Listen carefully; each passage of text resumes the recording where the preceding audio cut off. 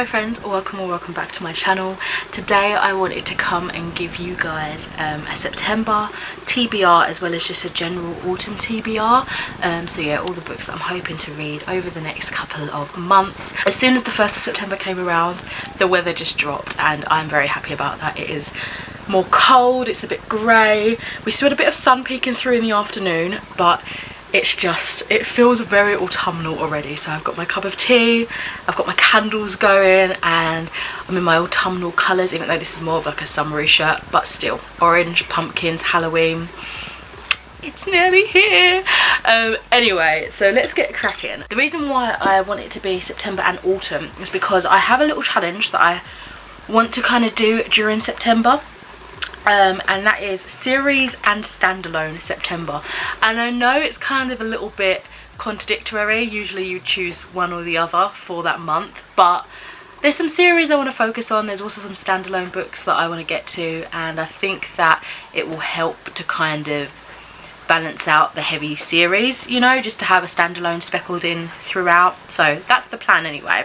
So in terms of those, let's start off with the series. So I have book 5 and 6 remaining of the Land of Stories books by Chris Colfer. This also counts as buddy reads because I've been reading this series with Kat from Kat's Reading Corner, and yeah, these are the 2 final books.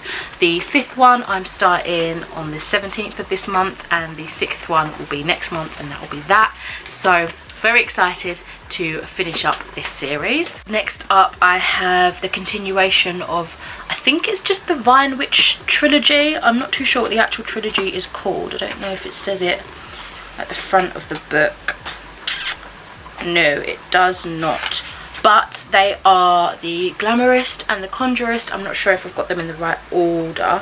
But anyway, these are the sequels to the Vine Witch, which I very much enjoyed. I've got a full video, I believe, that I'll link in the cards for you guys if you're interested.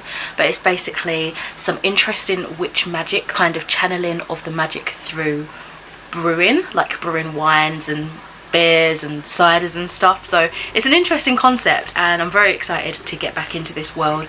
I started it last year, I want to say. I read the first book and very much enjoyed it. So it was a pleasant surprise because it was just randomly gifted to me from my friend because she had a duplicate copy. It started the beginning of something magical, I guess. And the last series for this specific September TBR is The Conference of Birds by Ransom Riggs. I keep wanting to say by Miss Peregrine. This is the, I want to say it's the 5th book. I believe the 6th has already come out, so I'm a little bit behind now, but I love this series. I'm always talking about it. I'll link the review for the first book in the description. I think I've reviewed every one of these books, and yeah, I'm very excited to continue on with this story.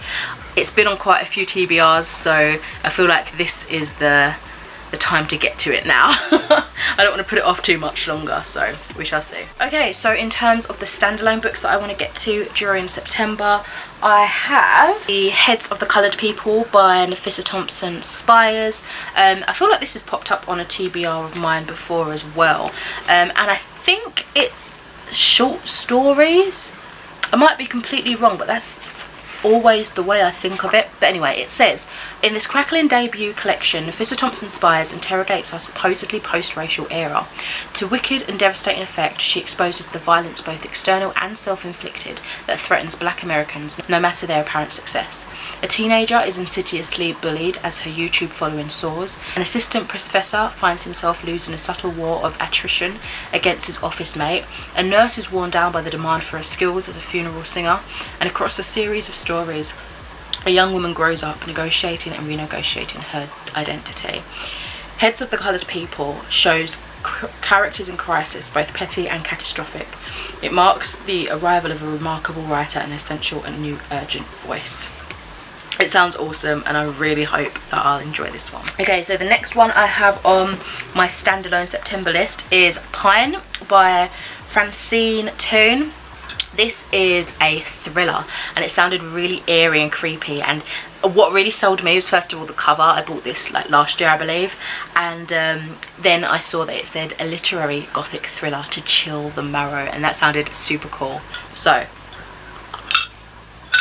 I believe we're following the perspective of a daughter and father, and they're driving home one night. I think it's kind of like a remote, isolated village they're living in, and they see a woman they almost run over, and I believe they take her home to kind of make sure she's okay. She doesn't seem to know really what's going on by the sound of things, and oh, it's on a Halloween night as well. That sounds perfect. And the next day she disappears. So yeah, it says it's in a place that can feel like the edge of the world. Toon brilliantly captures the wilderness and rural childhood and the intensity of small town claustrophobia, uniting the chill of a modern gothic with the pulse of a thriller. That sounds so awesome. So I'm really hoping this is a page turner and I just get completely sucked into this. Really looking forward to getting to this one. Okay, and then the last book for the standalone September is Clara and the Sun by Kazu Ishiguro. I haven't read a Kazu Ishiguro book before, so this will probably be my first one. I'm very excited to get to this one. Looks like we're matching as well. So this one seems to be about artificial intelligence, and I like that concept. So it's kind of like a contemporary science fiction, I believe. It says, from her place in the store, Clara, an artificial friend with outstanding observational qualities, watches carefully the behaviour of those who come in to browse and of those who pass in the street outside. She remains hopeful a customer will soon choose her, but when the possibility emerges that her circumstances may change forever, Clara is warned not to invest too much in the promises of humans. It looks at our rapidly changing modern world through the eyes of an unforgettable narrator to explore a fundamental question: what does it mean to love? So yeah, I think this is going to be quite a deep and meaningful read that I am intrigued to get to, especially from an artificial intelligence perspective. So it'll be cool to see what that's about. Okay, so now on to my general autumn TBR. As I already mentioned, I want to get through the rest of those Land of Stories books, buddy reading them. I'm also buddy reading Mr. Loverman, which is by Bernardine Evaristo. I'm currently reading this. I'm a little bit late to it. I started this this morning as I'm filming this, and I'm reading this with Gemma from Read a Book Gem, so really hoping to get into this. So we are following Barrington, or Barry to his friends, who is a 74-year-old man, and he is Antiguan born, living in London, and he's been married to his wife for many years, but although she has a feeling that he's been cheating on her, she doesn't realise that she thinks he's a womanizer, but he's actually been in a long-term relationship with his best friend Maurice.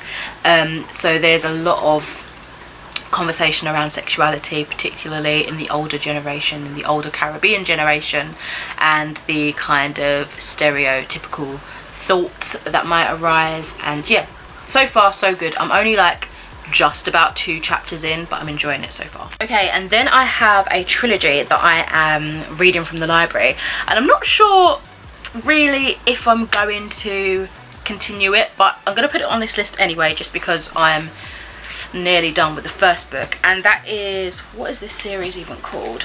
I think it's just called the Rampart Trilogy, and that includes the Book of Coley, the Trials of Coley, and The Fall of Coley, all by M.R. Carey, I'm not too sure. It was the author of The Girl with All the Gifts, which I've yet to read. And yeah, so I'm nearly finished with this one, and it's, I don't know, I would say I'm enjoying it and I'm interested to pick it up, but it just feels like not as high action maybe that I thought it was going to be. So basically it says this: beyond the walls of the small village of Mythen Rood lies an unrecognisable landscape, a place where overgrown forests are filled with choker trees and deadly seeds that will kill you where you stand, and if they don't get to you, the shunned men will. Coley has lived in Mythen Wood his entire life. He believes the first rule of survival is that you don't venture too far beyond the walls. He's wrong. So I mean, that sounded interesting, like how the world has been, it's like post-apocalyptic in a way, how the world has been just manhandled so that nature is actually against everyone, and it's deadly to even be outside near trees, you know. So very interesting in that concept, but I don't know, it's just basically following Coley in his life. Is literally the book of Coley is just his life, and it's not as maybe interesting as I thought it would be, but nevertheless I will continue on with at least the first book. We'll see if I'll get to the second and third book. Oh, I don't have the other book here. Sorry, I just had to run into the other room because I didn't realise I didn't have this book on me. One of the other books I'd like to get to, which is also part of a series, and it's a series that I haven't been in for years at this point, and that is Sarah J Maas's Queen of Shadows, which I think is book 4 in the Throne of Glass series. So I'm just going to dive in. I think I'm just going to probably watch a couple of spoilery reviews, read my reviews so I remember the kind of headspace I was in, and then just throw myself in and hope I remember characters and places and plot developments and stuff. So yes, I really do need to get to finishing this series. Hopefully I'll continue on this autumn. Okay, on to the last 2 books now. One of them is a non-fiction, and this is Lem Sisay's My Name Is Why, and I think it's about growing up in the care system and not really knowing his identity, where he belongs, where he's from, all this sort of stuff. So it says, how does a government steal a child and then imprison him? How does it keep it a secret? This story is how. Yes, so I've never read anything by him before. I don't know if he's written other stuff. I think he does, like, I want to say poetry, but this might be his debut, like, novel, not novel, non-fiction, I guess. So yeah, I'm looking forward to getting into this one. I've been meaning to pick it up for ages. Alright, and the last book that I want to read is a nice piece of gothic literature. Again, autumn, nice and cold, perfect for that kind of reading, I feel. And that is Daphne du Maurier's Rebecca. So I've been reading quite a few classics of late, you might have noticed, and I want to kind of continue that, and I thought, you know, it's the perfect time, I feel like, to read a nice classic during an autumn, especially if it's a gothic literary kind of one. And this is one that I've been wanting to pick up for the longest time, and I think I might like it. I really do think I might enjoy it, so fingers crossed. Oh, it's got someone's name in it. Don't know who that is. Anyway, so it's about an unnamed main character who is married to this widowed man called Mr. De Winter. And when she moves in to live with him, it feels like she's being haunted by the ghost of his previous wife, who's called Rebecca. Everything about the decor, everything about the rooms, it just feels like she's still there, living there, and that all the like the servants and staffs and stuff just keep looking down at the new wife and comparing her to this Rebecca, who obviously she never meets because she's no longer alive, but it just feels like a weight on her shoulders. So I'm really excited to get to this one because it just feels heavy. The idea of it feels heavy with anticipation and tension, and I'm just very intrigued, especially knowing that our main character doesn't have a name or is not named in this. That sounds interesting, a cool dynamic. So those are all the books that I want to get to during autumn, and then specifically for September with my little reading challenge. Hopefully I can read a lot. It is my birthday in September, so I'm not sure if I'm doing anything, you know what I mean. I just don't know how the reading can go. I could either read a lot or none at all. We will see. But for now, let me know what you're planning to read during September. I hope September has started off awesome for you, and then if it hasn't, I hope it gets better. And yeah, I'll speak to you in another video soon. Bye.